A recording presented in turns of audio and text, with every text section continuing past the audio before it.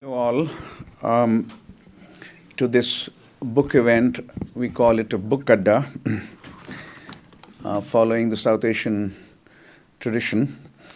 And I'm welcoming not only those who are in person here, but many more who are watching online. I'm Ashutosh Varshne, Director of the Center for Contemporary South Asia, soon to be Saxena Center, starting July. I've been meaning to hold this discussion on the internment of Chinese Indians for almost 2 years. COVID interrupted our plans repeatedly. Dilip de Souza got in touch with me 2 years ago, just as the book was about to come out. And I was very keen on sponsoring this event on behalf of the center. Two things can be said right away about, in my judgment, why this discussion is important. We know a lot about the Japanese-American internment after Pearl Harbor. Roughly 112,000 Japanese Americans were interned on the West Coast and about 1,500 in Hawaii. A lot has been written about it. Official apology has come from American government, also for the internment. But the story of the internment of Chinese Indians after the Sino-Indian War is not known. Very little is known. We should, as a matter of historical record, as a matter of knowledge about how India functioned at a certain point of time, we should know quite a lot more. The second reason is a political science reason, and let me explain. Jawaharlal Nehru, India's first Prime Minister, from 47 to 64, is viewed by political scientists all over the world as one of the finest liberal Democrats ever to rule. But those who've studied Nehru, while agreeing generally with that view, have also found, at least I'm writing about it, 3 lapses in his liberal democratic record. 2 are known. One is the incarceration of Sheikh Abdullah without legal proceedings. Second, suspension of Kerala government after the second general elections in India. And the third, internment of Chinese Indians in Rajasthan. And that third lapse, I first spoke about at London School of Economics some 4 or 5 years ago. I did not have enough information. I knew something about it, but this book that we are discussing today throws a fresh light on it, and in a very impressive manner. So let me introduce the panelists. Joy Ma and Dilip de Souza are the co-writers of this book. Joy Ma was born in the camp, in the Deoli camp. The book is called Deoliwallahs, those who were in Deoli. That is the right pronunciation, right? Deoli. In Rajasthan. And she was born there, and she has been living in San Francisco Bay Area with a husband and 2 sons for quite some time now. She was educated in India until she left for graduate school in the United States. Dilip de Souza is a Brown alum. Before coming to Brown, he was educated in Pilani, BITS Pilani, I suppose. So that means engineering right away. He was a computer scientist. And now has been writing for a long time in a very distinguished manner on political and social issues, on travel, on sports, and on mathematics, and has won several awards, including Statesman Rural Reporting Award, Outlook Picador India Non-Fiction Prize, Newsweek Daily Beast South Asian Commentary Prize, and has published 8 books, including Deoliwallahs. I will introduce the discussants when they, as they come up to speak. The format is that we'll have Joy and Dilip speaking for 45 minutes, roughly, plus minus. We'll also have another survivor of the camp speaking for 5 minutes, Michael, right? Then we'll turn to Sarah Besky first, and then Payal Banerjee for their commentary. So without any further delay, welcome Dilip and Joy. You can either speak from here or from there, whatever you find more appropriate or convenient.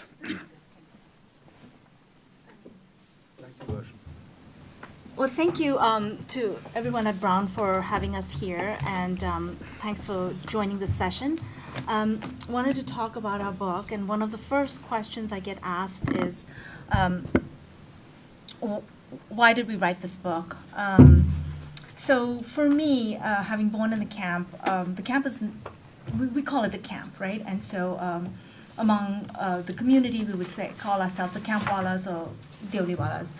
And so since I was born in the camp's not really far away from me, because my mother used to tell me stories when I was a child about how, she would educate me about it, make a connection between me and my brothers. And these were funny stories. I would, try to embrace it and, think about the camp as an entity almost. And then every time it was my birthday, she would tell me, okay, so it's about 10:30 at night. I had to get a permit from your father to get a permit for me to go, and then I said, oh, did he go with you to the hospital? And the hospital was outside the gates, the walls of the camp. And she said, no, he walked me to the gate. And so from the gate, she went by herself. So I've also been asked by a lot of people to write about this. And it was actually pretty difficult to write because it's not a very public kind of topic outside of our circles. It's kind of quite a conversation killer, but also it's remarkably difficult. I was just talking to Payal, and it is the reactions that we got in those early days were really difficult. It's hard to sell the story in the U.S. because nobody knew about it. Hence, they couldn't trust it. There was no outlet. But I think what really was the breakthrough was when I realized it's just not my story to tell or not to tell. It's a story of a community.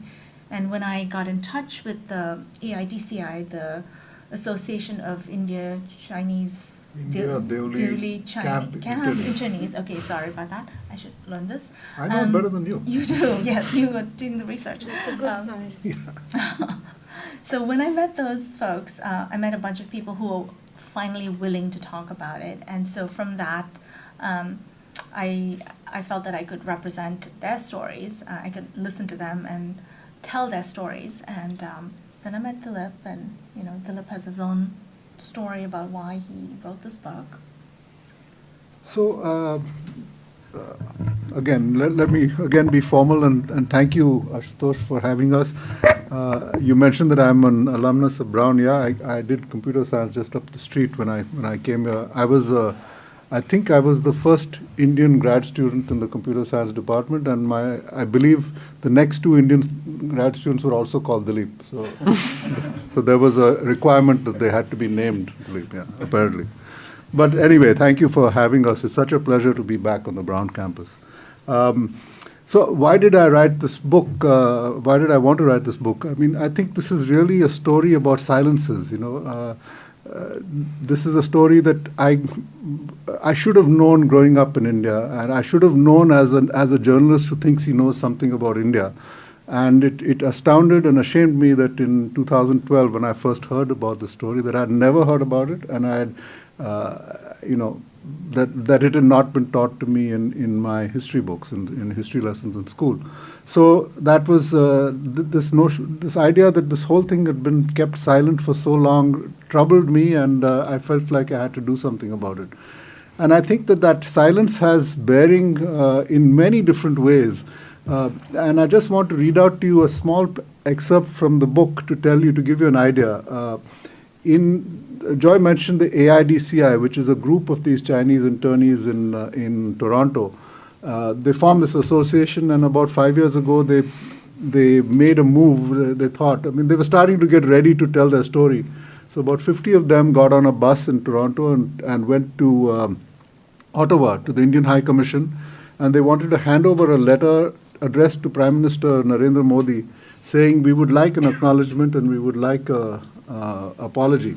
But before this trip actually took place, there was a lot of discussion, not only among the AIDCI, but among Chinese Indians in India. They got wind of this, and one of them wrote to the AIDCI, and I just want to read out what this person wrote, who prefers to remain unknown, that's also part of the silence. So she writes to AIDCI, we want you to know that this recent India-China standoff over Doklam, which is what happened in 2017 in Doklam, there was some clashes between the Indian and Chinese troops. We want you to know that this standoff has again rattled the community in India, and we are still on tenterhooks. We have been trying our best to remain as invisible as possible so as not to attract unwanted attention to the community. We have had to assuage our elders that 1962 will not happen to us. We are not sure what the demonstration in Ottawa will mean to us here, if it would have any effect at all, but this is just a sincere request from us to be careful about what is said and what is demanded. The last thing we would want here is to provoke the Indian government. Since they can't get back at China directly, I am concerned that they might take it out on us. Already, many of us are on the radar of the Indian intelligence agencies, and I know this because I get frequent visits from them. So this is, to me, summarizes what this is all about. People like Joy were put into this prison camp for no reason except the way that they look, and as an Indian, that's extremely what's a good word? Troubling. Realization for me as a citizen of India. And that's why I wanted to write this book, because I'm tired of this. I'm tired that we've kept silent so long, and I really want this amnesia to be forgotten, if you like. It's time that we talked about this openly, and I think it would do a lot for us, and not just for the community, but for us as Indians to acknowledge and I hope apologize for the story. So that was my motivation for the book. Thanks, Dilip. You mentioned being a citizen of India, and I think that's a good segue into what I want to bring, what we want to talk about, which is roots and identity. Also get asked a lot of these questions, like what does the community do now that they're not in India? So the people who were interned, just to give you a sense, they were mostly second or third generation Chinese Indians. They've been born there. We all speak the language. We don't speak just one dialect. We speak Hindi, we speak Bengali, and in certain cases, in my father's case, he spoke Orao too, because he was playing with the Assamese too, of course, all the people in Assam. So, so when you talk about that, if you look at me, I'm huge part of my background is Indian. Of course, I'm Chinese, and then of course there's this Western global kind of thing that we all share. So as far as identity goes, I always look at the internment as sort of it was almost taken as a playbook from what the Japanese Americans, that whole implementation, right? So the rounding up of the Chinese, keeping them in a holding cell, and then shipping them off from the east of India to the west of India, was pretty well organized. Like they came quickly. So for example, anecdotally from my father's company, they came on November 17th and they took all the men. And so all the men had, most of the men had families. They married local women and their children, and so those people were not taken. So my grandfather had to figure out how to, support them. And then 2 months later, right? So the war ended November 21st, 1962, and my parents and brothers were taken on January 25th, 1963. So 2 months after the war had ended, this was still going on pretty actively. I think the most people, like about in the thousands, or almost 2,000 people were taken really early to Rajasthan, to the Kota and then to Rajasthan. And so, so at the registration desk, right, so Michael talks about how, you know, when they register, they have to declare their names, you know, so there was a bit of confusion about how to spell Chinese names, but they had to surrender all their assets, anything of value. And then there was a lot of shock that they could actually speak Hindi, right? And so there was a bit of education happening at the registration desk, like, oh, you know, we've been living here, you know, we've been here for generations, like my dad was born here. And then you also had in Assam, so just to give you a sense of where people were taken, they're mostly the border areas, so Assam and Tinsukia and all that area, and then northern Bengal, what is now currently West Bengal. And so those areas had the most like rounding up of people. And so when you talk about, you know, not Calcutta. Calcutta, some, right? Not that many, but mostly were the border areas. Border area. So, so the Assamese families who were taken, they don't look very Chinese, right? And so I write about this one anecdote where there's this. So just also to quickly paint for you what the camp looks like, you know, there are barbed wires internally, like 2 rows of barbed wires, and then on the walls you have barbed wires, and then a 4th level of some sort of protection wires or such. And so they had 4 guard posts, all the time manned, but after 6 p.m., everybody who was not Chinese Indian had to leave the camp because that's when the workday ended. And so the guards were yelling at this guy and saying, "What are you doing in this in the camp?" And so there was a lot of confusion. And the guy said, "Well, you know, I'm here. I'm in the camp." And so, like, when you talk about that, so on the one hand, you have the interning of people who look Chinese, visibly look Chinese, but then does the whole who is a Chinese, who is an Indian? You know, like it really like almost hard to distinguish. So that's a story I feel that really kind of, you know, summarizes like the complexity of the situation or the lack of understanding of, you know, what such an action means. So as a journalist I'm interested in stories, and I was really also interested in what this did to people who are not Chinese, and people like me. What happened to people like me, and why did we? How did we react at the time, and what has happened since? Why have we forgotten this? So just to give you a small idea of that, I'm going to again tell you a story. I think all that I'm any good at is telling stories. So maybe I'll tell you one. This is a man I met in Tinsukia, which is, if you know the geography of India at all, it's fairly east in Assam, quite far east, and it's close to the easternmost point from where these internees were taken. So I had gone to Tinsukia, and somebody told me, you got to meet this Dr. Lohit Kumar.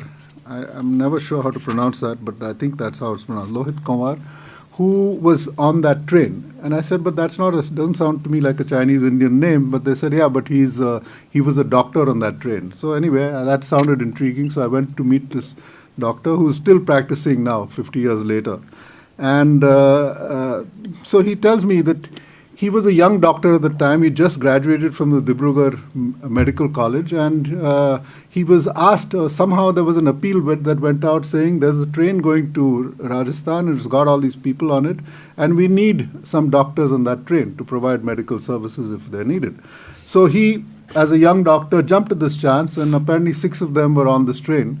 And they all went, and he told me that the train was filled with all these Chinese-looking people, but the women were all in Assamese dress. They wore something called the Mekhla Chador. Is that the right way to pronounce it? Okay. And but he said, you know, they all looked Assamese, and the women. He also said to me specifically, the women were like our sisters, whatever that was supposed to mean.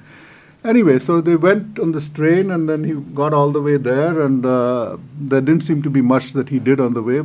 And then they stayed there a couple of days. The people got off the train, and he got on the train and came back, and then that was the end of that story. But he also, one other thing that he told me is that they sent, there's a direct quote, okay, that they sent doctors along with the train shows that India has some humanity. So I'm just putting that out for you to make your own conclusion.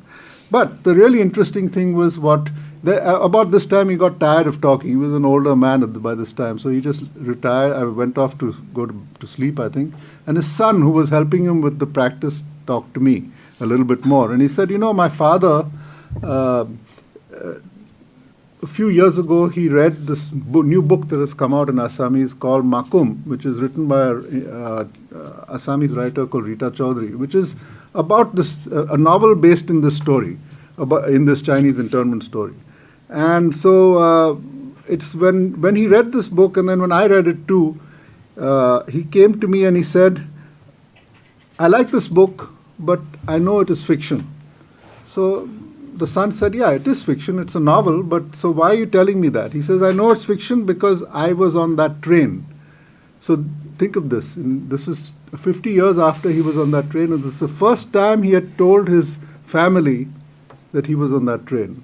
So I don't know whether he had forgotten or he had decided to forget or he didn't think it was important or what, but to me it was a stunning revelation that this man had had this, what seemed to me a fairly intense experience in 1962, an important experience as a young doctor, and he'd just forgotten all about it for 50 years. So to me, that's a sign of this forgetting. And I think through my time connected with this story, I've run into this amnesia, and I'm sorry for underlining it because I really think that's fundamental to this story. This amnesia in different ways again and again. And like I said before, it troubles me. And we have different ways of talking about it, which I hope we will also get to. Yes, Joy. Thank you, Dilip. One of the things, one of the topics we like to talk about is this visit Lal Bahadur Shastri had made to the camp. At the time, he was the Home Minister, and so my mom always referred to him as Home Minister Shastri.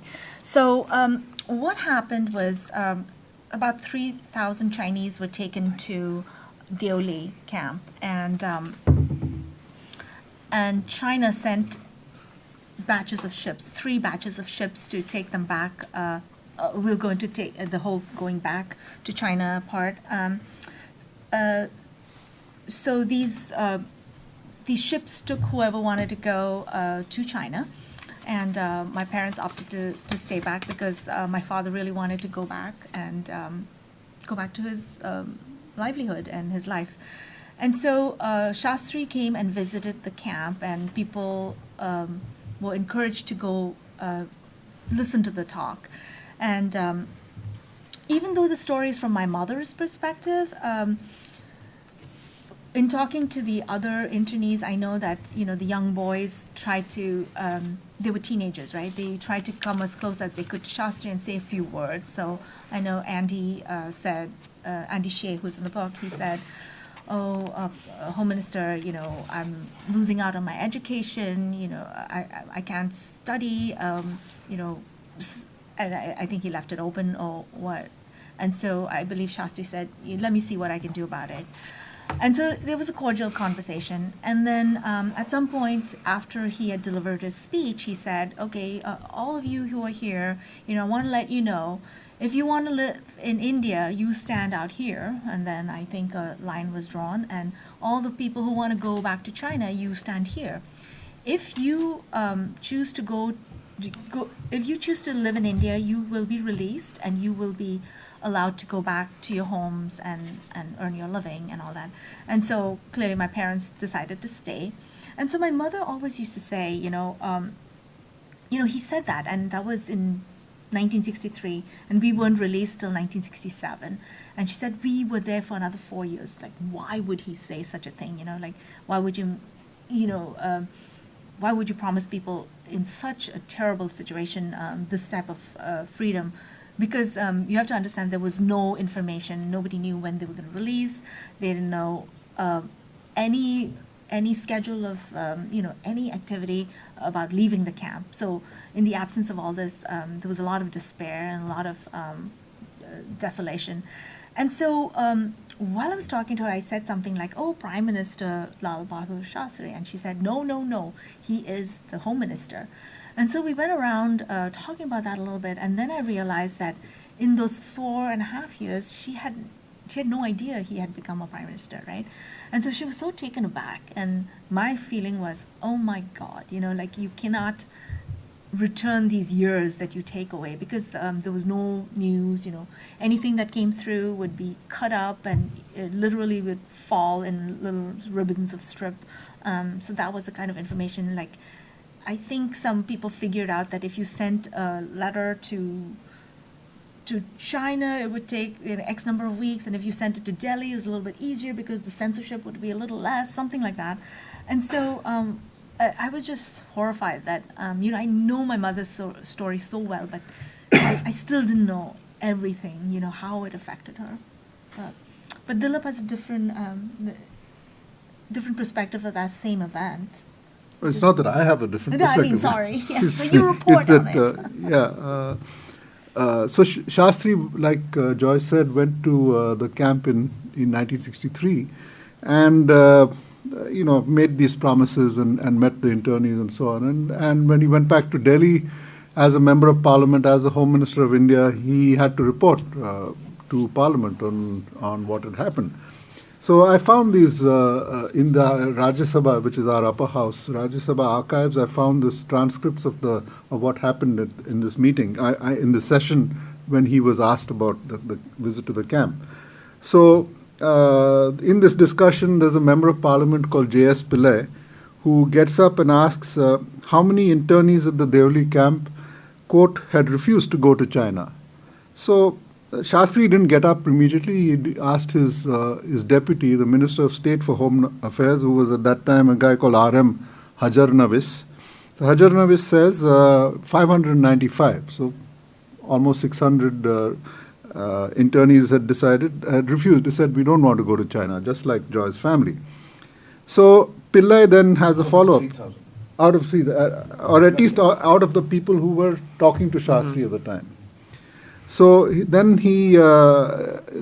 Pillai asks, were they prepared to go to Formosa? That's the old name for Taiwan. So Hajarnavis says, no, they want to remain in this country. And then Pillai asks, actually, how many detainees are there in the camp? And he says there were 1,654 who either said, we want to take the ship, or that they had no opinion, plus 595, which comes to 2,249. So some numbers were bandied about. And then another MP gets up, a guy called Sri Rama Reddy, who says, about these 595, were they refusing to go to China because that country's government, quote, has been following international gundaism, perfidy, and all that sort of thing. I love this quote because it's almost humorous that you have a language like that being exchanged in Parliament. But anyway, perfidy and all that sort of thing. And this is when Shastri gets up and says, well, I haven't actually discussed exactly this question with the prisoners, but I have inferred that, quote, the present policy of the Chinese government is not acceptable to them, and that they were, quote, happy to remain in India, and that India was a, quote, free country and had a democratic setup. Talking about prisoners that he had just met in Deoli. And presumably he's speaking from personal experience because he's just been in the camp, and he goes on to say that the internees that he met in the camp were, quote again, exceedingly happy. Especially, I found the women and children fully satisfied with the arrangements made and the facilities provided in the camp. Now, one thing we did grow up with, all of us in India, is the idea of Shastri as a man of, a statesman of sorts, who had a certain integrity that perhaps subsequent prime ministers, for better or worse, have not had. To see that Shastri spoke like this and is greatly disillusioning to me. But you got to remember that when Joy's family was released in 1967, that was 5 years after they entered, and 4 years after Shastri seemed to have found them exceedingly happy. So this is about Shastri. I want to say a little bit more about the Chinese ships, the ships that took some of these people back to China. And I say back to China to underline that we should not be saying back to China, because most of these people were Indians, through generations, and they'd been sent from different parts of India. Their homes were in India. They'd been sent to this camp. So this idea of repatriation and sending them back to China makes no sense at all. And the fact that some of them chose to go is because I think they felt betrayed by India. And when they went to China, it was as foreign a country to them as the United States might have been or Brazil might have been. But they were forced to make lives with a language that they did not speak and in a place that they were not familiar with. So this. I want to underline that also because we often hear now, and this is again a question of these echoes of this episode, we hear so often that people should go back to Pakistan, and you know whom I'm talking about, presumably. And that makes no sense because those people who are being asked to go back to Pakistan had no connection to Pakistan to begin with. So in the same way, when people say people were sent back to China, it disturbs me, and I think it should disturb all of us. Yeah, I just want to add a little bit to the going back to China. I think that also comes out for all, every time there's a border skirmish, I think all the Indian Chinese who are still there in India, they get a lot of that kind of,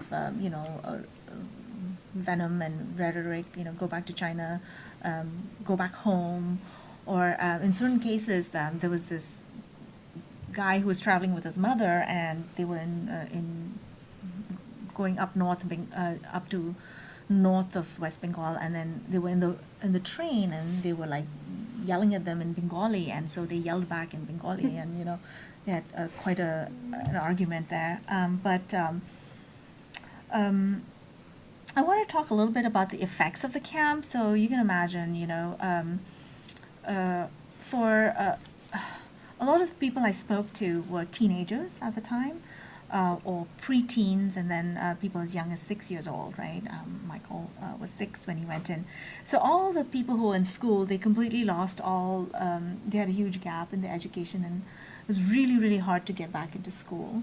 Many had to start working immediately, and it took a long time for them to recover. And I think when you look at them now, they're very successful, and it's also a story of resilience, right? And I feel sometimes that whole resilience is sort of a what's the word, placebo, to say it's okay, they're fine, these people are okay. But it's not, the people who don't talk about it for like 40 years to the people they work with, and it's really hidden and suppressed, and but these people are also very, in their daily lives, they, whenever they gather, they're eating Indian food. Whenever they listen to Hindi music, and like Dilip has a story about, being on a bus, and I'll tell that story. So I'll let him tell you that. So not only has it obviously affected the people who were in the camp as youngsters, but it has affected the next generation. I guess I'm sort of in between the next generation and really belonging, because I don't remember anything. But I think about it a lot, and definitely was a driving force to write this book. But I want to talk about Eva, who's Michael's daughter. And when I met her first, she was 19, and she was sort of trying to discover for herself, understand things that she couldn't understand, right? And so she did some research with her relatives, and who she would ask them, what was it like at the camp? And they said, oh, nothing. It was really boring. And it spoke to the tedium of the camp, because there was no education, there was no activities, there was nothing. You were just given food, and you were just expected to sort of make it from day to day. But while I was talking to her, I realized, like she really had to work hard to understand sometimes where her dad was coming from. She felt that there were some things that she couldn't understand, she couldn't touch. And in what it did to her was, she spent her education like learning and discovering, going back to his home village. But it left her with a sense of a doubt about belonging, right? And so she felt, she was going to a school that she felt was very privileged, and the question remained that are you ever safe, with the state? Can you truly belong? And when I wrote the book, that was her feeling. She couldn't expect to be safe and cared for in this country, and so I feel that a lot of people don't talk about it, but all the children at some level, they do say, oh, he had a terrible time, but there are other things that are going on.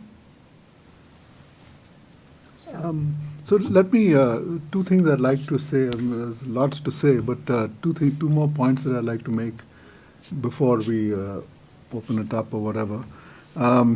One thing is what Joy just again alluded to, this story that I was going to tell you about the bus. So I was on this bus that I mentioned earlier going from Toronto to Ottawa, with 50 Chinese Indians on the bus, and they were, all in good spirits because they were wanting to hand over this letter to Prime Minister Modi. And at one point, some of them started urging one of the people on the bus, a man called Ying Sheng Wong, who is known to all as Bobby, telling him, Bobby, why don't you sing for us?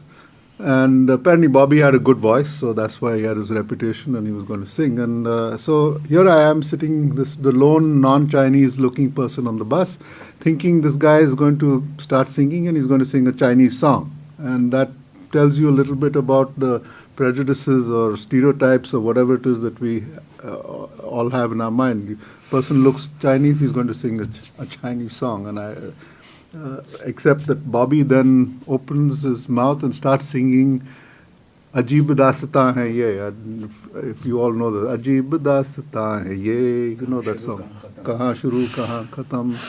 So it's an old Bollywood tune I love it. Manzile hai kaun si hai. Very appropriate. Exactly. It's so appropriate that I have it as a ringtone on my phone. And not only that, me playing the harmonica. It's Hindi Urdu both. Yes, it is. Manzile hai kaun si, yeah. So it's Ajeeb, but the interesting thing is, and that's why you say it's appropriate, Ajeeb Dastaan means strange story. And here is this man singing the song called Strange Story in the strangest of stories that I've ever come across, this particular story. So that gives you an idea of how much India meant to these people, because Bobby Wong emigrated from India to Canada in the late 70s, I think? 80s. Okay, so it had been, 30, 40 years. And he's singing the song, and apparently he's much more comfortable speaking in Hindi than in any other language, including English. So tells you a little bit about what India meant to these people and therefore what this incarceration meant to these people. The other thing I want to talk about is what Ashutosh started with, is the Japanese-American internment.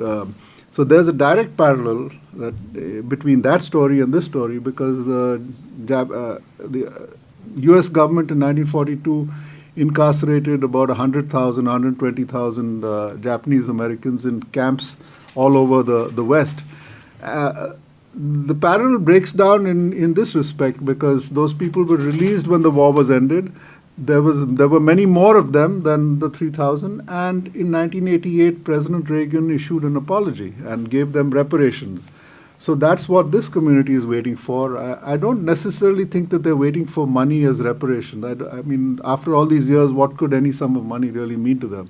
But I think an acknowledgement that India did this and an apology is something that I think the community is justified in asking for and expecting. And I have to say I'm not optimistic that they'll ever get it, but I think we have to make efforts to persuade our government to issue that apology.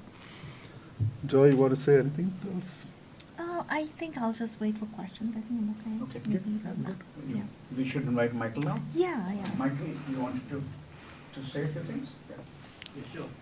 Please, some more. Yeah. We're being recorded. Would you like to? Special place to speak. Yeah. Well, definitely thanks for you all coming, and thanks for your providing this, this opportunity to let us speak our experience.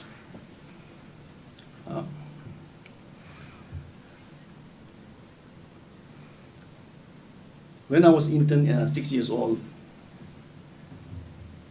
I was too innocent to know all the things, and most of the hardships my parents sheltered that. So, but little I know is those experience is what I did, what happened. It's engraved in my mind. You know, it's never go away. So like the cold winter night. It was a really cold night. We would go through the line and do the registration and surrender all the positions and go into the camp and eating that half-cooked food, you know. So those are the memory. And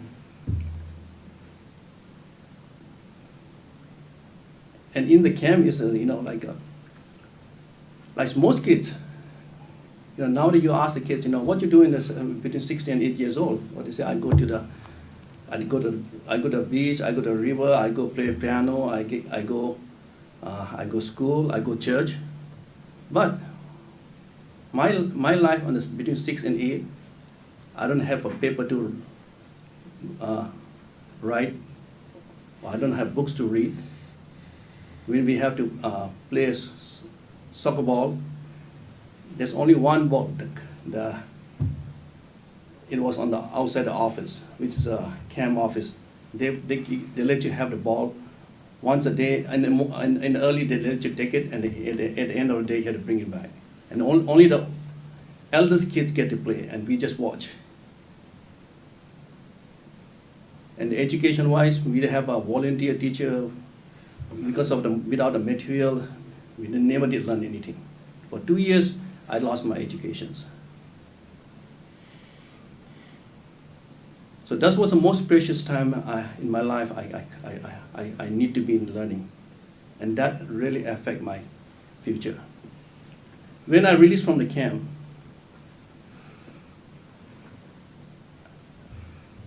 I have a difficulty getting into school because I was overage.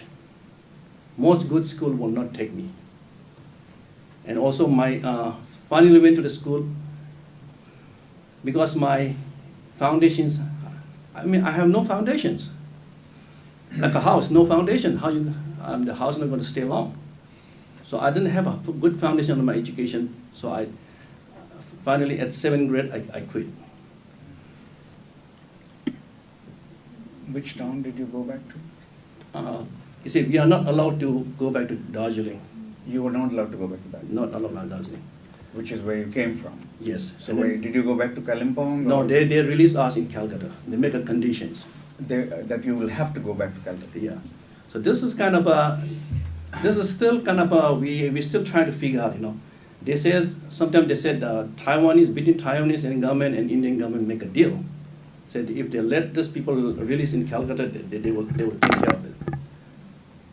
But the thing is, when we release to Calcutta, we have no help. Not a single soul come to help us.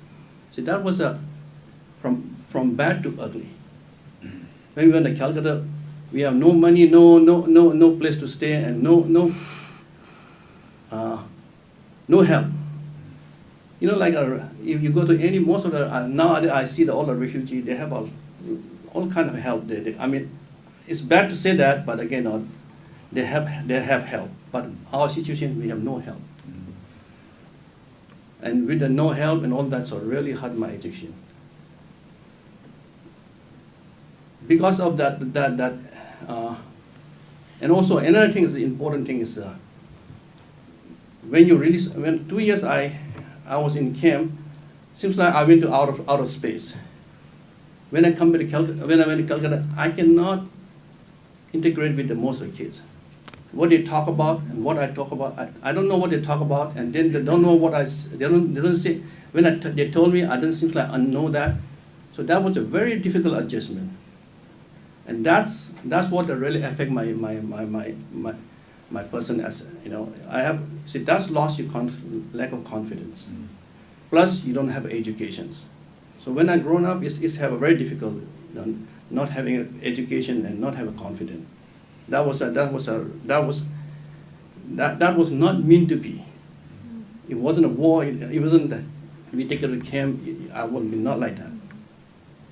Why I say that? Because I have 10 siblings. My second brother, when the whole family take it to camp, he didn't go to camp because he was studying in out of town. So he escaped. He didn't took him. And my youngest brother, he was 3 years younger than me. So when we released the camp, he was right in time to go into school. So only those two become very educated. I mean, one is an engineer, and my youngest brother is a dentist. And rest of us, probably I have 7th grade. My other brother, my older brother, they even didn't have 4 or 5 grade, and they had to go and work in the family. So my life of course ruined my daddy's whole life, his financially and everything. And my life, I have a very difficulty struggling in my life, and that, and the next generations. It also affects my daughter generation. Because I brought up in a so difficult situation, I become a very very cold-hearted person, you know, like a really that thing, and really, I'm not really exactly cold. I don't have much emotions. Normally, I don't hug people, because what I went through, all that, I don't hug people or you know, like I'm not very good on say sorry. I mean, this is honestly, I didn't know until my children have tell me that. And I'm not easily to say sorry or sometimes even say thank you. I'm not good on that. This is how that affect my life. You know. When did you leave Calcutta finally? I left Calcutta in 1973. We claimed back our property in Darjeeling. Mm-hmm. So I was 16 years old. Then I was helped to run my dad's shoe store.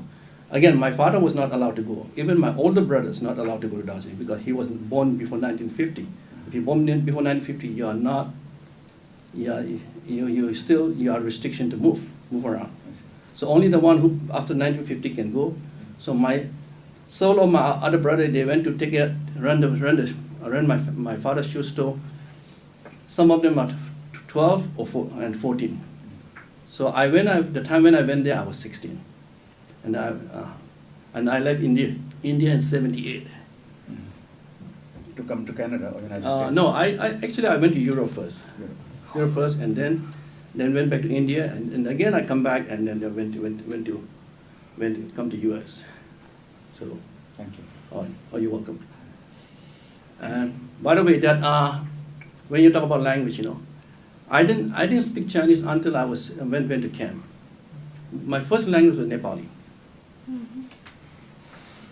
So not only with most of my brother, because we play with the neighbor kids, all speak Nepali, and then when we at home we speak Nepali. So after we take to camp, then we have a mingling with the Chinese kids, and then we learn to speak Chinese.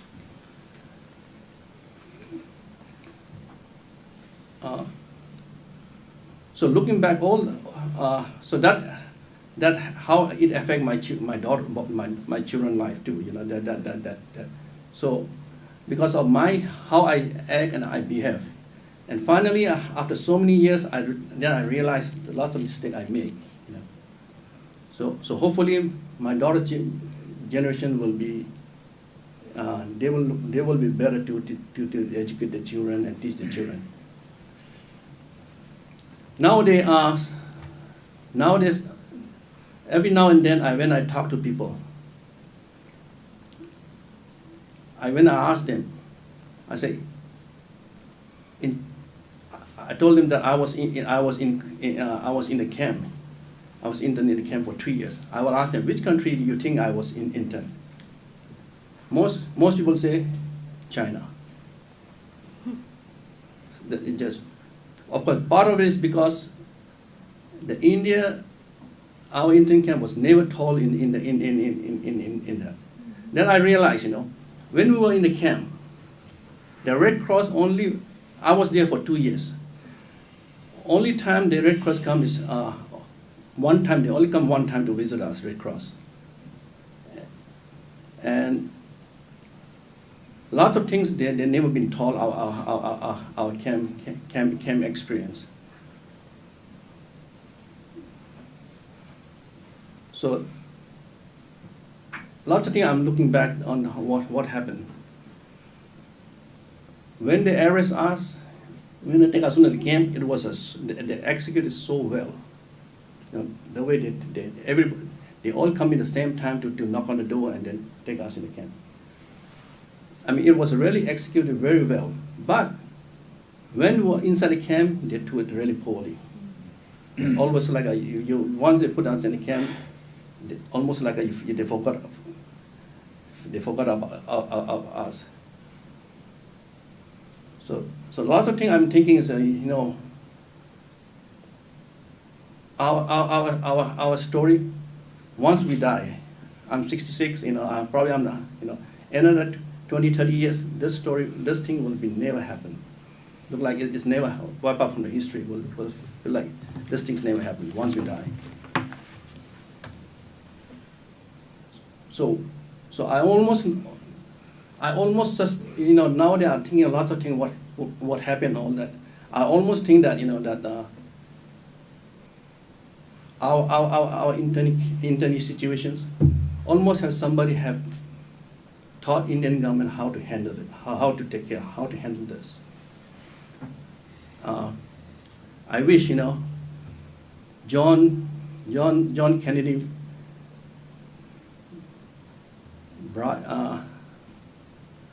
John Kennedy Gilbert. He's still alive. If he's alive, he was a last ambassador in India. Not last ambassador. He was the ambassador during Galbraith. I think, you know, John Kenneth Galbraith died few years ago. for 4 or 5 years. He's not alive. Yeah, he probably have lots of information about our internee. So, if some of you need to do research, probably go to his his file, and probably they can find maybe I can find something about our internee. Well, again, thanks for you all for listening my experience. Thank you. Thank you.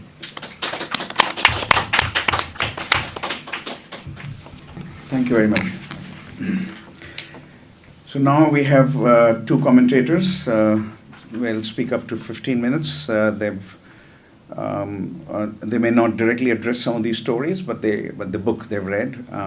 Sarah Besky was a colleague here at Brown until some years ago, and she's an anthropologist, cultural anthropologist, and she's now at Cornell. She left Brown for Cornell some years ago. Is an associate professor there, and her research uses ethnographic and historical materials to study the intersection of labor, environment, and capitalism in the Himalayas. She spent a lot of time in Bengal, and I've been trying to persuade her for some years to write a book on Calcutta Chinese. She hasn't yet responded. She has responded in principle, but hasn't given me the book for my series. Sarah. I have other grants that'll pay me to do other things. Right. So, you know, but I think I'll be more efficient if I come up here. So, Okay. and I think in solidarity, I think with Payal, who has a slide. So thank you so much for the opportunity, you know, Ashu for the invitation, and Stephanie for all of the work that goes into events like this. But really thank you to Joy and Dilip for writing this really powerful and remarkable book. And also thank you, Michael, for sharing your story and also being able to kind of put to a face and a human to these truly powerful narratives in the book. It was a total pleasure. So I'm an anthropologist, and most of my research, my past research has been in Darjeeling, the Doors, as well as Calcutta, on the tea industry and associated concerns like Gorkha land, environmental degradation, and climate change. My current and ongoing work, however, is in Kalimpong, which, like Darjeeling and the Doors, is a key site of this book. I read this book then coming from this perspective, but the book is, of course, first and foremost about the experience of life in Deoli during internment, as well as the moments leading up to and hardships faced by internees there. But I read the story of the camp through my work in Kalimpong and Darjeeling. Unlike Payal, I've not written about Deoli explicitly, but my research is very much about the socio and economic conditions that brought Kalimpong into being as a vibrant, often described as cosmopolitan border town, and Darjeeling kind of, is similarly described. But all of this growth of Kalimpong is before 1962. Since 1962, the economy was built completely on the India-Tibet border trade and border crossings has gone into a tailspin. And all of the allied work that supported that trade has dwindled too. The work of shoemaking, shopkeeping, owning restaurants and cooking, woodworking and carpentry, translating and teaching.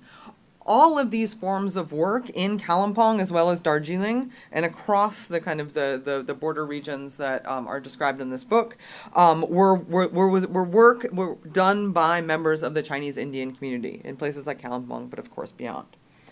The cosmopolitanness that was often used to describe Kalimpong in the 1940s and 50s in particular cannot be understood without the work and the lives of the Chinese community here in this town. So with regards to the book, my questions sit at kind of somewhat two distinctive scales, right? Scales of analysis. First, most of them are about kind of the micro-political machinations of life in the camp. And then I'll end with some broader political concerns that situate internment, as well as the racialization and targeting of the Chinese community within broader historical and political phenomenon. And these are kind of more regional kind of border questions. What's remarkable about the narratives from Deoli internees is the reoccurrence of certain images, certain sensations, and certain experiences. And I was struck by that in the book, right? And this was brought up in Michael's commentary. The food, the uncooked rice, the inability of camp cooks to cook for that many people, the shift to communal food provision, growing watermelons in drainage ditches. And I really loved to read about all of these acts of social reproduction and forms of kind of mutual aid that shaped life in Deoli and kind of made it happen. But other reoccurring themes were the heat, the wet gunny sacks held up to windows, and also the residence patterns, the blocks and the barracks, who lived where and when, in what block did they live and who did they live with, right? These were these kind of common narrative tropes in the stories. So food, heat, houses reemerge across these narratives and unfurl like in a kind of shared sense and experience, an experience of suffering and anxiety and also mutuality. And thank you, in particular, Joy, for bringing up that the discussion with your mother about Lal Bahadur Shastri, because that to me was one of the standout narratives of the book that really just sat with me and still sits with me.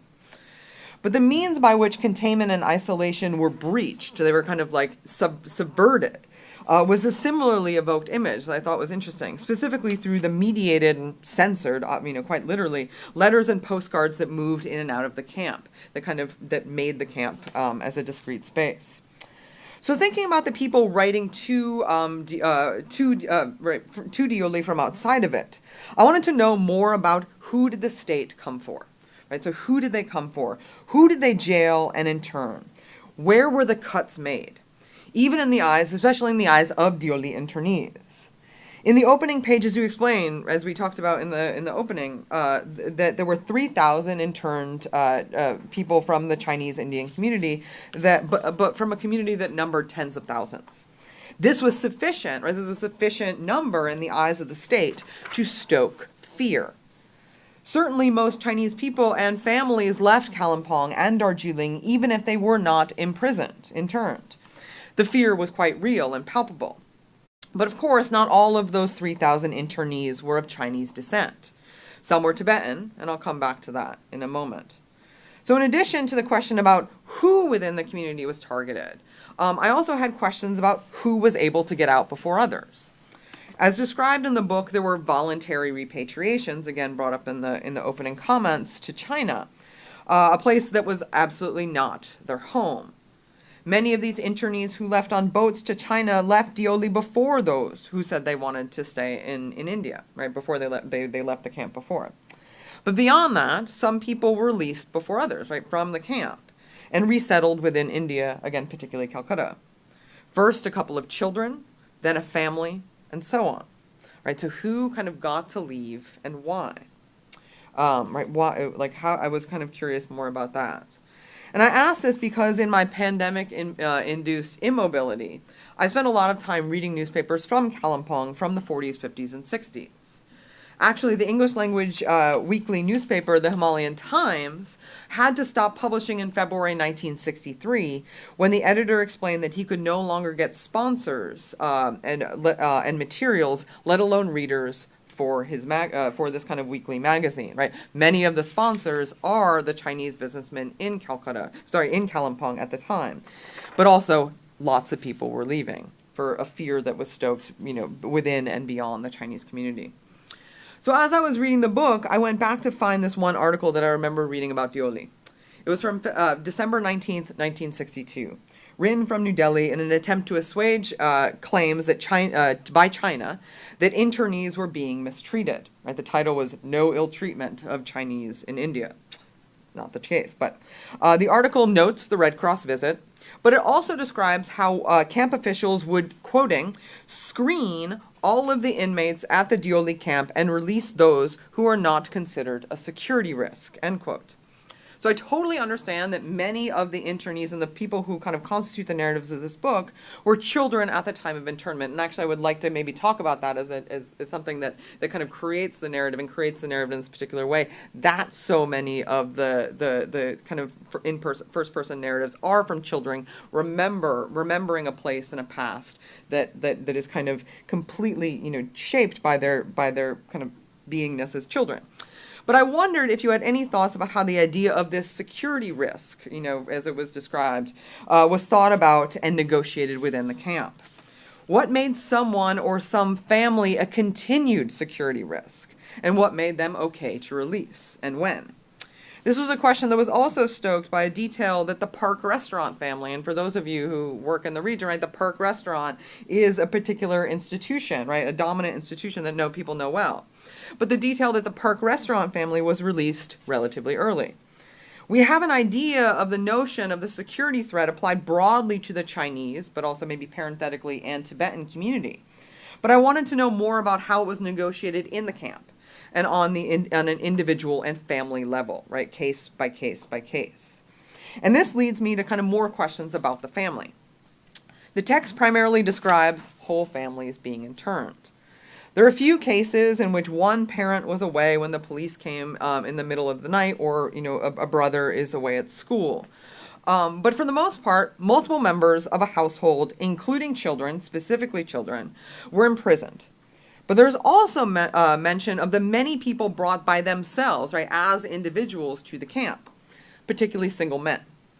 How significant of a population were these single men? Were many of them repatriated to China and maybe hard to identify, hard to kind of get at empirically? Were many of them arrested in the run-up, actually before November 1962, as so-called anti-nationals, and subsequently brought to Deoli? Were many of these single men Tibetan? Right, this kind of family and individual was something that I was kind of curious about with regards to internment. With that, I would also like to know more about the internment of Tibetans and Tibetan families.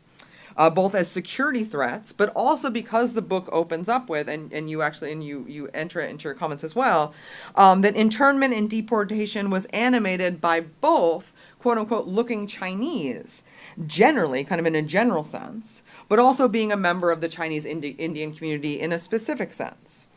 But in 1962, I don't think this is what you're saying in the book, right?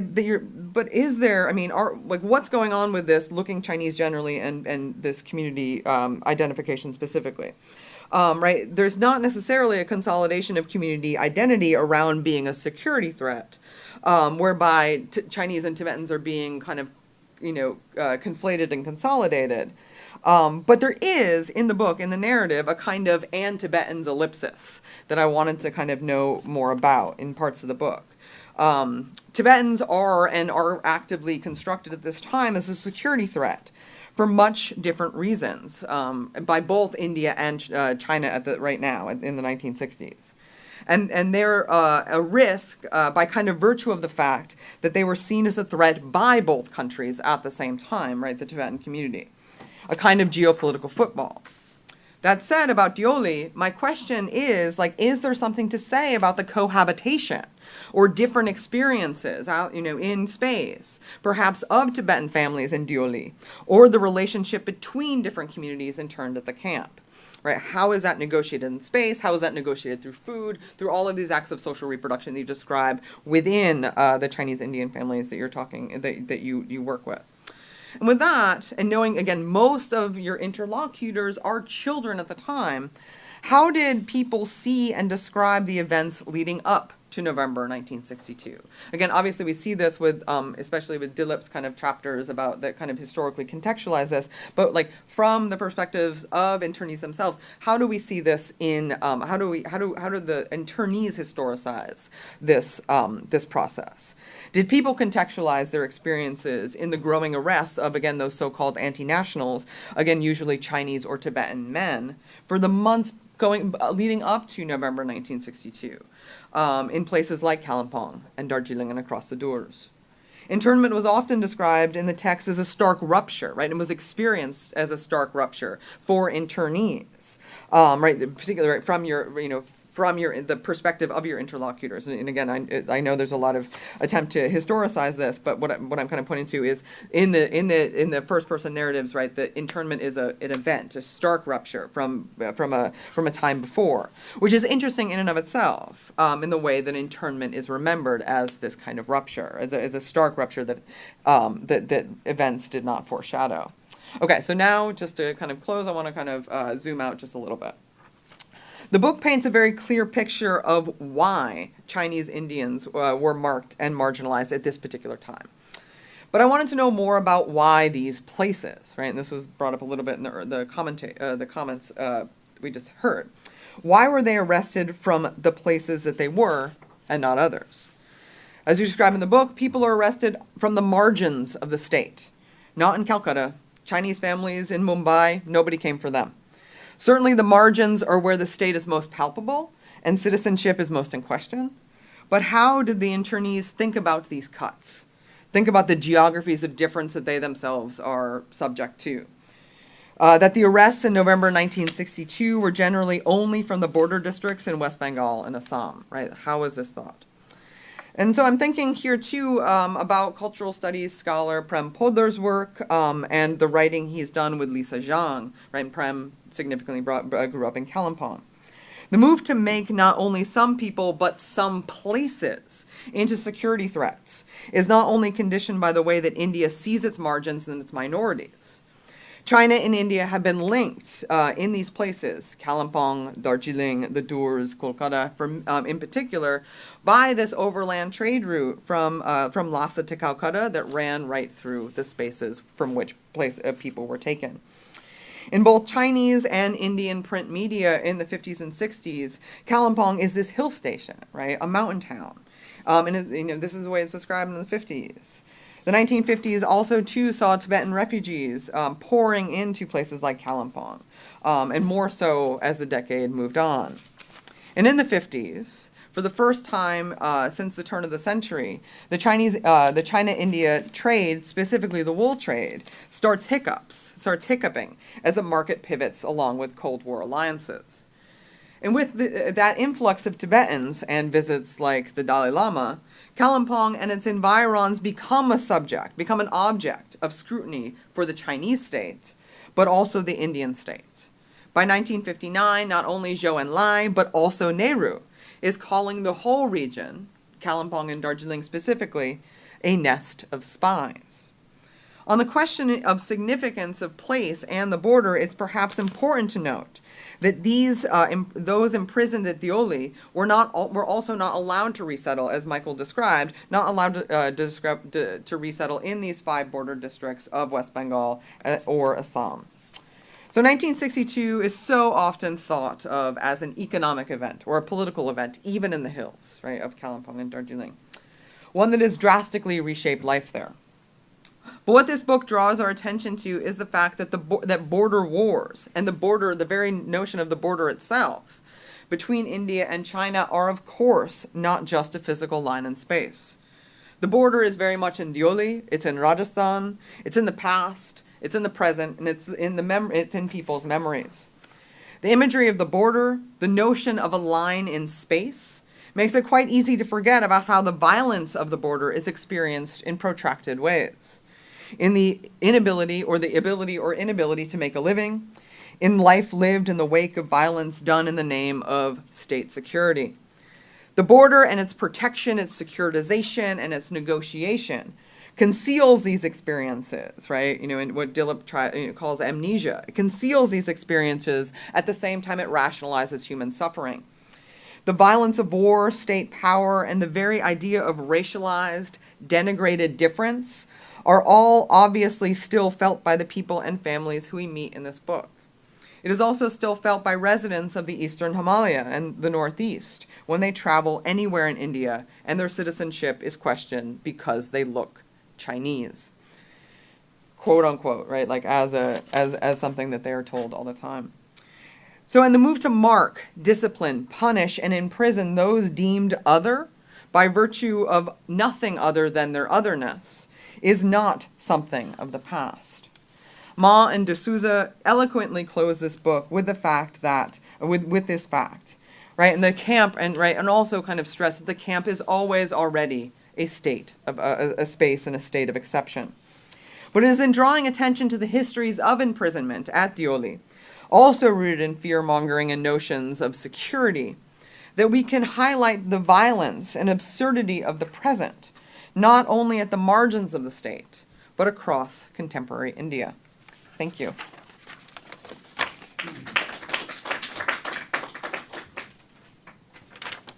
Thank you, Sarah, for emphasizing, in particular, the question of how were the internees chosen, what logic was deployed, and what proportion, if we can think of it that way, of internees were actually Tibetans. Very important questions I think you're asking.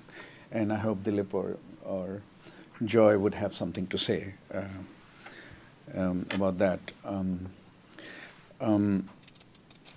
the numbers, this is a tale of suffering, and sometimes numbers don't belong in a tale of suffering. But Sarah mentioned hundreds of thousands. Now, so here are the numbers from the book, actually. Tens of thousands, yeah. Here are the numbers from the book. This is right in the beginning, page 3. Page 3, there's a very big preface, but of the main text. The 1871 census found 574 Chinese in Calcutta and 531 in Bombay. So Bombay had a substantial presence at that time. The 1901 census listed 1640 in Calcutta alone, and then we don't have the numbers about Bombay then. And at the end of the World War II, the British colonial government estimated there were 26,250 Chinese in India, presumably Calcutta, Kalimpong, Darjeeling, Tinsukia, and Bombay. I met a few Chinese in Bombay, like, yeah, so that's not, especially in the restaurant business. Yeah, yeah. Just some stats which don't necessarily belong, when suffering is analyzed, belong to the domain of analysis, but since it was mentioned, tens of thousands. But the question of how the cuts were made, right? How the state applied the cuts. Perhaps someone will speak. Our next commentator has worked. When she gave me her, we knew this. That's why we invited her. Her articles on the Chinese in India. She is an associate professor of sociology and chair of sociology department at Smith College.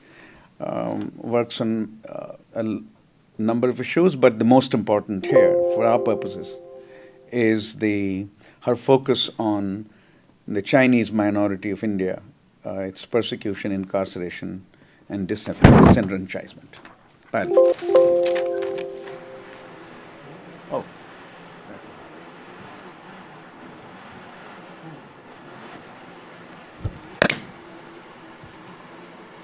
Is the Yeah, let's go.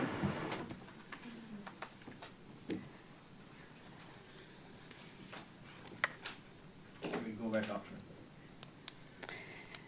warm greetings, everyone, and many thanks to Ashutosh and Stephanie for making this event possible. Joy, I do not have the words that are enough to thank you for this book, for giving life to this work and for documenting affidavits of truths with which a nation of 1 billion is yet to reckon.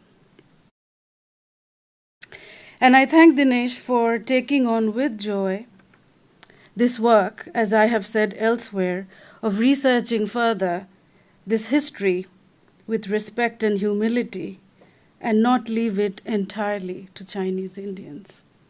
Can I just point out that it's Dilip and not Dinesh? I don't want to be Oh, confused with that. I'm sorry. Very sorry.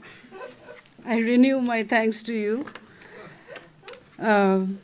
Maybe it was the requirement that I was resisting against that all be called Dilip. You would never like to be called Dinesh D'Souza. No. Yes, I completely understand. And I also want to thank Michael for speaking truth in the face of all the difficulties that you mentioned. It could not have been easy then or now. Thank you. The word book does not fully capture this work. Reading through the narratives, you see that Deoliwallahs is a breathing archive of lives. It is a keeper of memories, remembrance, grief, and the agency of Chinese Indians, and it bears evidence also of nationalism's lethality. This book is also a map that will forever change your relationship to places in your life. I grew up in Calcutta and have lived the last 10 years between Sikkim and Massachusetts, and my in-laws are in Assam. The grids of the Queen of the Mission School is merely a block away from my high school. The FRO, Tangra, Henry's shop in Newmarket, Nathula, Nagaon's Chinapatti will speak a fuller account to you of India's history and one's life in it. For me personally, this book marks the end of a very long wait, more than 20 years, I would say. And surely, for the tens of thousands of fellow Chinese and Deoliwallahs who suffered disenfranchisement, prejudice, harassment, and dispossession during and after the war, this wait has been much longer yet and of a very different significance altogether. In 1999 or 2000, while in graduate school, I saw the film Fire at a film screening. Perhaps some of you will remember it cast Shabana Azmi, Nandita Das, Javed Jafri, and Kulbhushan Kharbanda. I was deeply unsettled by the representation of the Chinese family in the film, Julie and her father in particular, who had speaking parts as mere props and devices, but with absolutely no accounting of why this family felt the way they did about living in India. In a fit of anger, I started to write a graduate seminar paper which took me to the library for more research. There, I stumbled upon a series of government documents, white papers, and collections of diplomatic letters exchanged between the governments of China and India around 1962 and beyond. And there, in a footnote, I found a reference to the central internment camp in Deoli, and a second camp in Nagaon, Assam. I won't get into the details about the paper which later came out in the journal China Report, but will say that the next years, and perhaps even the day when I met Joy in Stanford and today at Brown, had been decided for me by that one footnote. The people and the book, Deoliwallahs, speak for themselves, so I will not talk about my research at length here. But I will share with you two important ideas, one having to do with numbers, as Ashutosh rightly pointed out, numbers don't belong in accounts of suffering. And second, equally haunting, like the question of numbers, an image that I will show you in a little bit. So I get asked often why the number of internees that you see in Deoli. And based on some official statistics published by the government of India, I have a number, 2165. A place to start questioning the detention, but is a political one. Why even 2,000 or 20 or 150? The number of detainees at 3,000 or 2,000 plus in Deoli signals, first and foremost, the absolute power of the state to arrest and detain based on what it deems appropriate and feasible. And it is this power that contributed to Deoli's final head count, which could have been 1,000 or even 10,000. The characteristics of people ultimately sent to the camp did not signal any specific conditions that explained their internment on the basis of markers that could distinguish them from those who were jailed elsewhere or were free but under surveillance. Those interned represented a cross-section of the community, which included people that one might see as non-threatening, in large numbers, infants, children, the elderly, and non-Chinese family members of mixed ethnic families. Counterparts to the camp's entire population could be found elsewhere in places like Assam or West Bengal, undergoing other forms of state repression or public harassment, but free nonetheless, or in local jails. The final count of detainees in Deoli thus does not represent a calibrated figure, or its logic is contained nowhere in its summation. The number cannot explain each person's individual detention, nor can it explain the total number detained.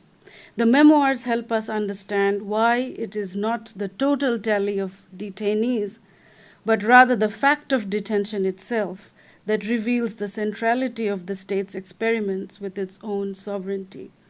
The size and scale of the detention that we see in Deoli were perhaps secondary to the symbolic value contained in organizing and giving form to the project of incarceration itself. And the final thing I'd like to talk about is the text image that you will see speaks the same language of cold calculations, untruths, denial, and self-serving justifications that continue to stand in the way of an official apology. And equally or more importantly, a reckoning by everyday Indians, people who live in India, with Deoli and Chinese Indians first and foremost, and next with Deoli's ongoing afterlife into the 21st century.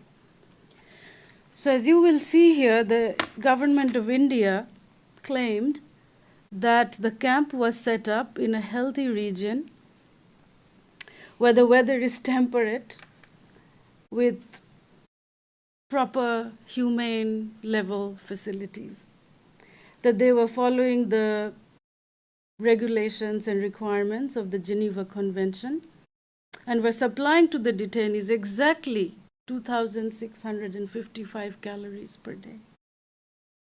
The list of the standard diet is attached, I'll show you in a second. Additional rations are mentioned for children under 12 years of age, that there was a hospital and doctors and so on and so forth. And here is the calculation that I was referring to. It is one of denial, and to this day, it signifies how the state can and does measure things up in ways that are fundamentally inhuman and dehumanizing.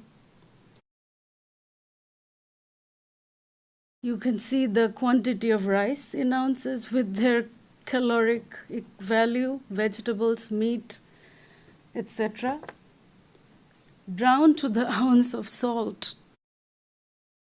that the government may have given in rations.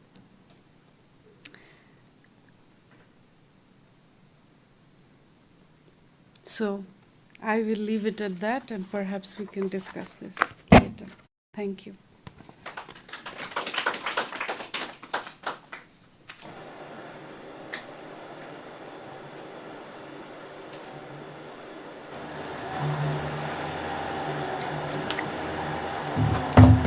seek your apology for the horrible slip of tongue.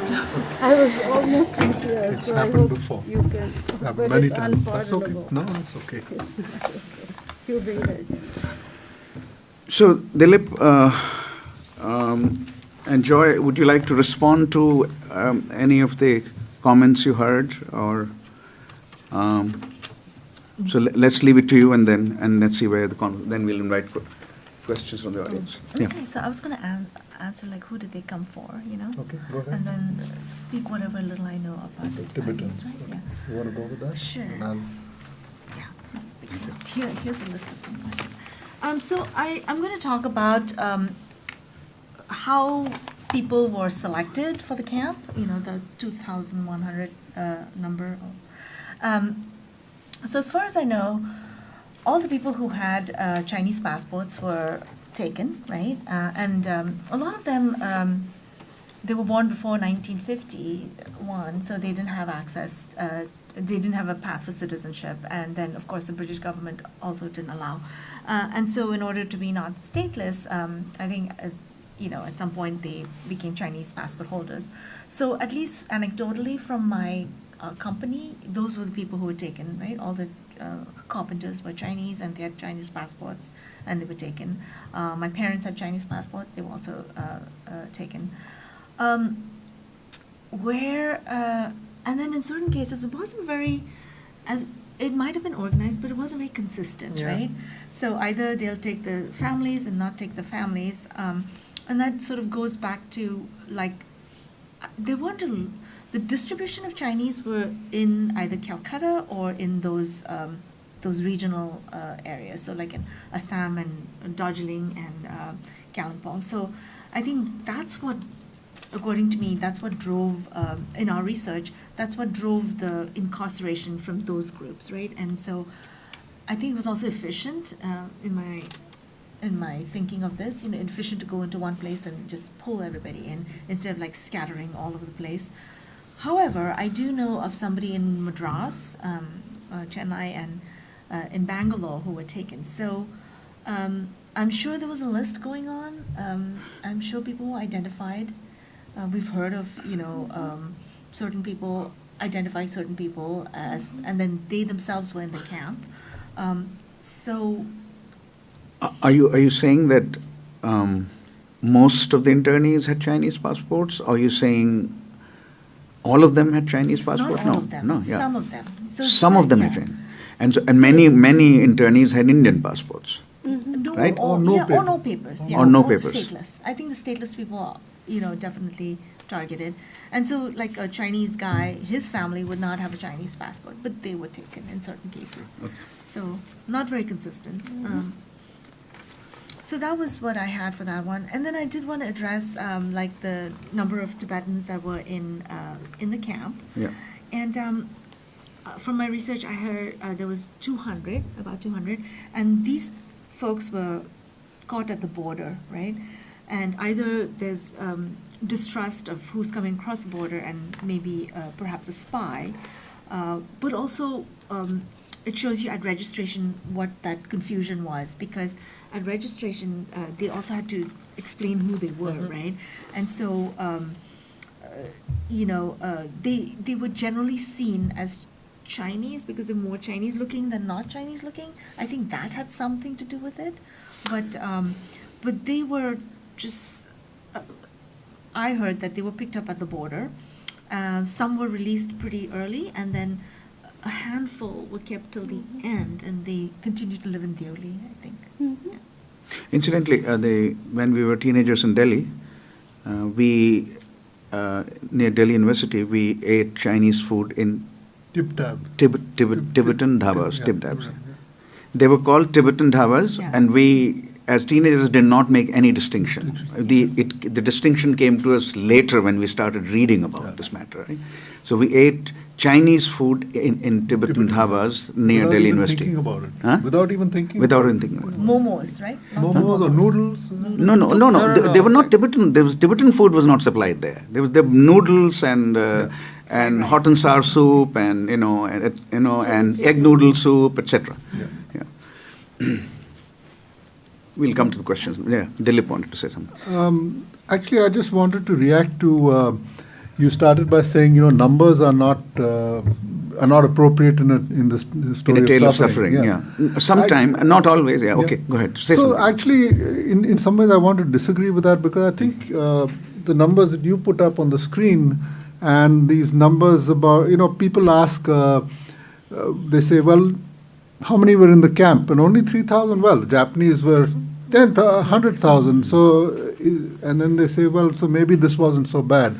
And so I think that was the reason I thought stats were not particularly useful, because you can always say that right now in Xinjiang you have 1 million incarcerated. Yes, I think once you say 1 million is more important than 3,000, exactly, then that becomes a terrible way to analyze suffering. I think that's the thing. But I think what the numbers do is what Hannah Arendt called, famously the banality of evil. Look at these numbers we put up there, and the Indian government tries to make out that we treated these prisoners so well by giving this long list of, down to what, quarter ounce, quarter of curry. I mean, Right, yeah. And milk, buffaloes and cow. And so you add it all up, you get 2,642 or whatever it is, and people say, wow, yeah, okay, they've got so many calories. But the fact that the government has to put together a list like this is self-telling.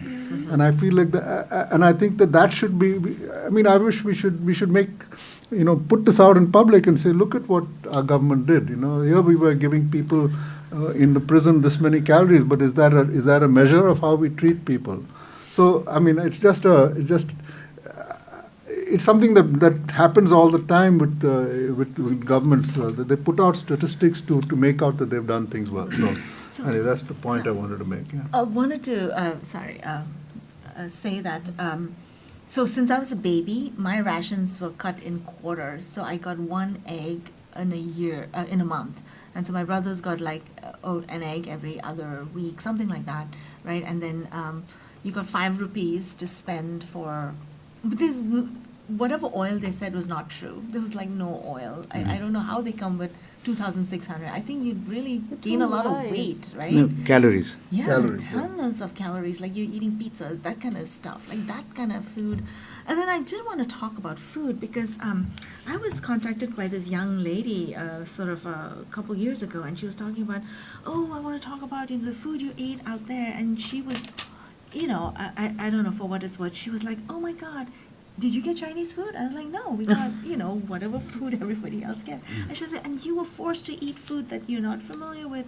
And so I never thought of it that way. But, there was no exception. When you're in the camp, you got this kind of food.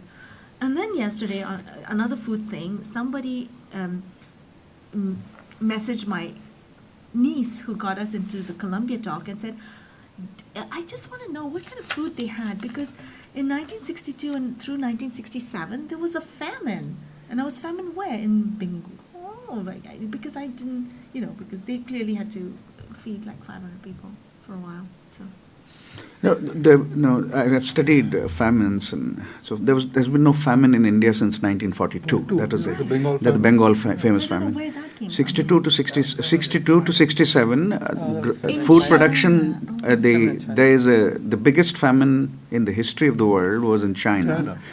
Between 1958 and 1961, during the Great Leap Forward, when now the estimate suggests 45 million people died, 15 million per year. Bengal famine, the biggest in India, killed about 1 million, right? But that was during British India, right? That was not after independence. There hasn't been a famine, but 61, 62, 63, food production declined precipitously, and food started coming from America under Public Law 480. So these were, by 1965, 10 million tons of wheat was coming from Kansas and Kentucky to feed Indian cities. But by 1967-68, India's Green Revolution had started bearing results, and production turnaround took place. By 1971, India stopped actually importing wheat from United States. That's how big a change Punjab, Haryana, and Western UP Green Revolution there created. In that one so decade. So the period of internment does coincide with declining food production in India, but not a famine. It is, but it coincides with the last days of the famine in China. Yeah. Right, that was the Great Leap Forward famine. So, these are things that those of us who do political economy know very well. So that's the reply to. Got it. Okay, I will let that person know. Questions from the audience? Yes, sir. I'd like to ask a John Kenneth Galbraith question. John Kenneth Galbraith question. Okay. I had the opportunity to meet him and his wife in Cambridge about 10 years before they died, because he died in 2006. She died in 2008. Oh, and when I went to their home that afternoon, there were people from India there. And he intimated to me that he still maintains social contacts with people from India that he met during his ambassadorship in India. I just want to know, how much did he know, or his wife? Did Robert McNamara know anything about this, or anybody in President Kennedy's cabinet? Or do you think that maybe the lingering effects of the Cuban Missile Crisis in 1962 could have overshadowed this? Because I just can't fathom that he wouldn't have said anything about this. Galbraith in particular? Yeah. I have no idea, actually. It's a good question. If you read the John Bush Riddle books, right? Mm-hmm. John Galbraith knows very well. He's the one talk about the chicken neck. About chicken neck, that little area, that one. He's the one. He's the one suggests that we need to protect the chicken neck. If the China run over that way, the whole northeast of India is gone. That's correct. So John Gilbert have mentioned that. See, John Kenneth Galbraith was a Harvard professor when he was appointed by Kennedy to be ambassador to United States ambassador to India, and he developed long-term fondness for India and visited quite often, right? Yeah. Has accounts of his. There's a book called, I think, Ambassador's Journey. I think it's called. That's his account. I think there's also a book called Birds in My Indian Garden. Right. And their staff at home in Cambridge often had people from India, so they would have their staff that looked after the home in Cambridge was often from India. It is highly unlikely that he did not know about the cancer. I would think so, yeah. I don't think in Ambassador's Journey is mentioned, because I've read it. There is no mention of the Chinese internment. But are there any other papers of his that are with any? It's possible that there are some papers somewhere in his son is a University of Texas economics professor. Maybe he has them. But in his own account of India, and he wrote quite a bit about India, he never mentioned this. Can I add something on that point? So this is not directly in response to whether this individual knew about it or not. Yeah. But I would imagine, in the context of the Cold War, there was very little that would have escaped the eyes of US surveillance, number one. Number two, all the books I referred to, the government documents, Ministry of External Affairs, Information and Broadcasting, all the letters that were exchanged, those books were purchased with PL 480 funds. Yes. Correct. And each one of them are stamped as such. So I would imagine that would mean that somebody read those books in the US government. That's right. Because that was the whole point of spending Indian rupees in India to purchase books. That's correct. Though a lot of those books came to libraries of the United States. I think I saw even at Harvard. There's a rubber stamp. With stamp, Yeah. PL 480. All the books I have looked at have that stamp, which is ironic. Yeah, PL 480 funds Fund used allow to the purchase of the books. Right. So in other words, I think it's a very good question, but in all probability, the best speculation would be that he knew, but he didn't write about it. Well, the Cuban Missile Crisis was in September. Right. Of 62. So I was thinking maybe that may have overshadowed, or maybe it might have been a factor in terms of knowing. But he was not dealing directly with Cuban Missile Crisis. He was in Delhi. Right. he was not dealing directly with that. He was very involved with. Nirupma Rao has written a book about India-China relationship until 1963, 49 to 63. The former ambassador, Indian ambassador to China, Indian High Commissioner to China, former Indian ambassador to the United States. The book was released a few months ago. And she does mention that United States of America was very involved in US-China, what was happening between India and China, was very keenly observing after 1959. Wow. After when And the why that- relationship really sours. At that date in particular, because the relationship. Because it really sours, it's clear that something terrible is going to happen. A war is likely, something like that. Okay. And there is also speculation that we cannot provide documentation of that. American papers about that must be already out because I think you can keep them hidden keep them secret for 30 years, is it? American law? 50. Huh? 50 years, I think. No, American law would be 30 years. Then it would be Yeah. public So- now. Yeah. So what I wanted to say was I didn't make a note of where I read this, but I did read that Kennedy had had a conversation with some Indian officials, and he was ready to deploy like bombers Yeah, to so help I was the saying situation, that the speculation. I don't know whether we can document this, what you're saying, but America was perhaps if Mao's Chinese forces had advanced significantly further, America would have come to India's help in a military way, not So just you mean- political. and there were assurances given to Yeah. that Yeah, effect? so we can't document We this can't beyond their speculations. Yeah. Someone will have to research those papers, or if those papers are already out. If they are not out, then we have to wait until they are They're out, declassified. yeah. Right. But that speculation in international relations circles has been there for a very long time. And also the speculation that Mao was aware that might happen. That's why he pulled back. Pull back. Yeah, that would. Makes sense. That's why he pulled back, yeah. You know that China and India never declare war, as long as it is only conflict. So our internee, right, is a violate the Geneva Convention Treaty, 1949 Geneva, 49-47 Geneva Convention Treaty, because India was one of the signers country. Because you see, because we are.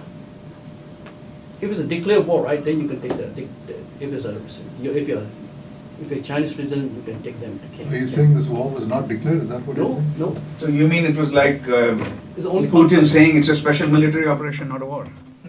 Maybe. I don't know. I don't know, Michael, if it's true. I think it was a war. I've heard this before too. Maybe this is at least that's how like I've heard this also as, I mean, especially in Darjeeling, right? That like the qualities of this of 1962 were such that like that war was never declared. It was, you know, Border conflict. it was a conflict, not a war. Yeah, I mean, I'm just saying I've actually, this totally resonates with what I've heard as well.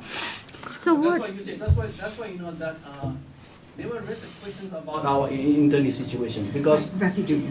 yeah, if once they declare war and then I see the point. it's a Geneva Convention treaty was involved, Okay. then our internal issue will never ignore.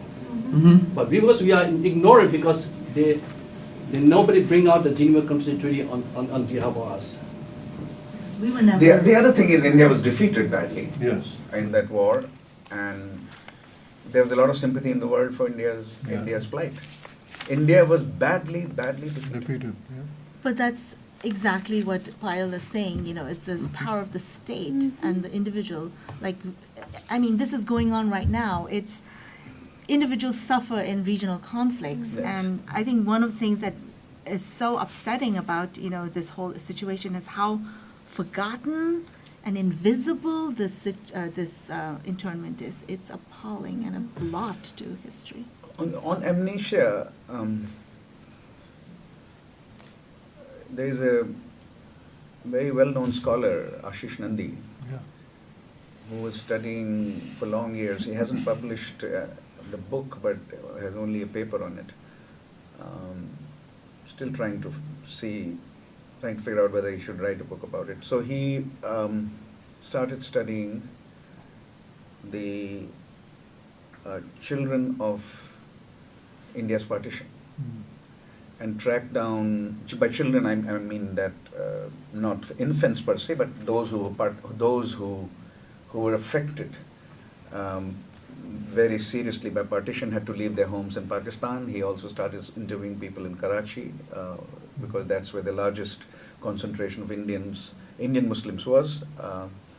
And then he himself is from Kolkata. There the border crossings were not that many, you know.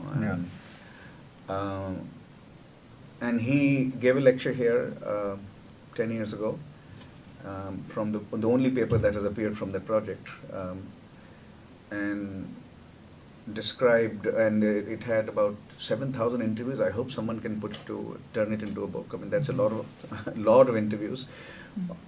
There are very few left who were from that generation. So the Ford Foundation gave him a grant to interview the last remaining partition survivors from that generation, and that turned out to be, he could document 7,000 or something, of the 10 or 12,000 that could still be alive.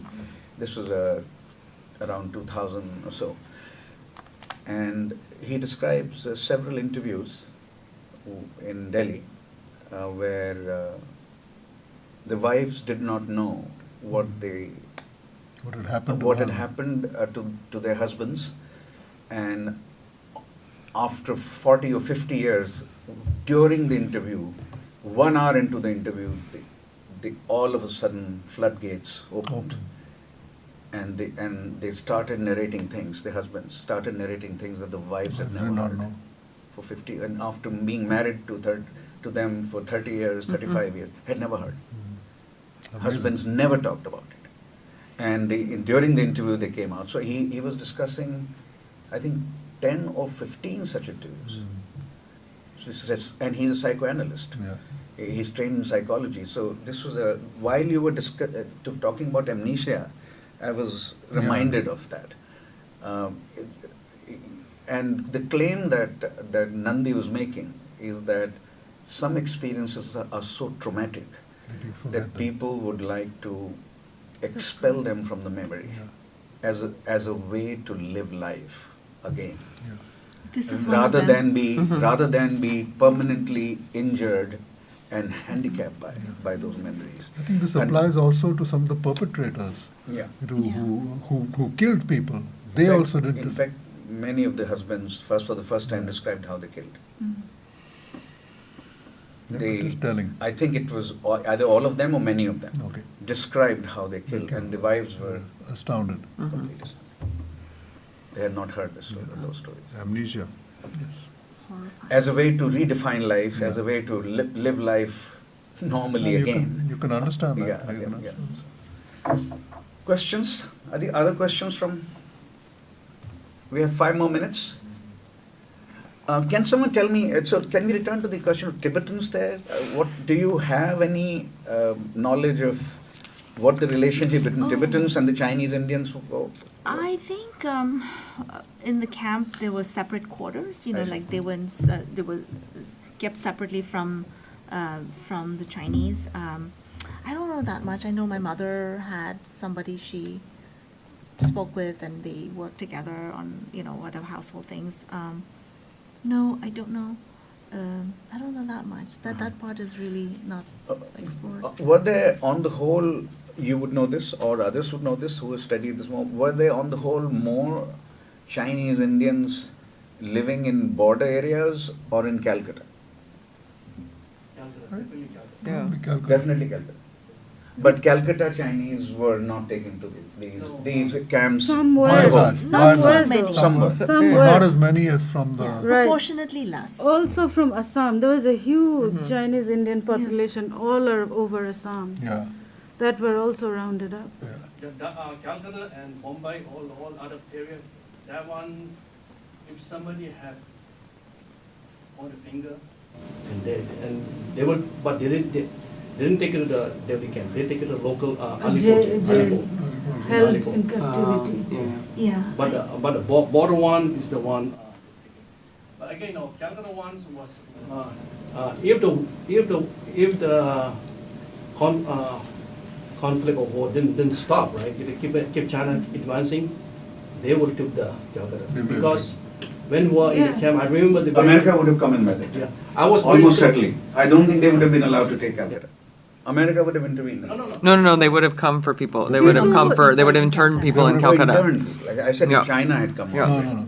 So what happens when you come to the camp and then they started clearing all the land beside our camp. Yeah. All the trees they've been bulldozing, and they're making room for another camp. That was the saying that they could build more camp to accommodate more from the more. And I want to add something to this discussion, which is, I think it would be inappropriate to place disproportionate responsibility on the state. Let us not forget, everyday Indians took it upon themselves to participate in various forms of pointing, go catch that person, burning homes, burning offices, throwing tenants out, outing students in their schools. So in terms of the totality of that experience, the state and the citizens, quote-unquote, citizenry went hand in hand. So yes, there was 90% support for Japanese-American internment, only 10% opposed. So that's why I'm saying that's that also, these are very difficult times, and what did you say? The lethality of nationalism. The lovely term you used, very, very appropriate. Nationalism and lethality comes out at times like this. So yes, the citizenry, but it's the job of the state to stop the citizenry from expressing prejudice. I mean, but it's the job of the state to maintain neutrality of some kind. The job of the state, right? Theoretically, it's the state that also manufactures consent to participate in the lethality of the state. Yeah, I mean, I think you're right. Theoretically, a modern barbarian state is supposed to maintain religious neutrality, ethnic neutrality, racial neutrality, but modern states repeatedly violate that. Absolutely. As we're seeing now. As we're seeing now. Right? Repeatedly violate that. But we should never give up on the principles. It's not the job of the state, modern state. The job of the state is to maintain neutrality. If we lose that, vis-a-vis religion, vis-a-vis race, vis-a-vis ethnicity. To keep reminding them of that. Right. But the number of times that precept has been violated is just it's simply too huge. The number is too large.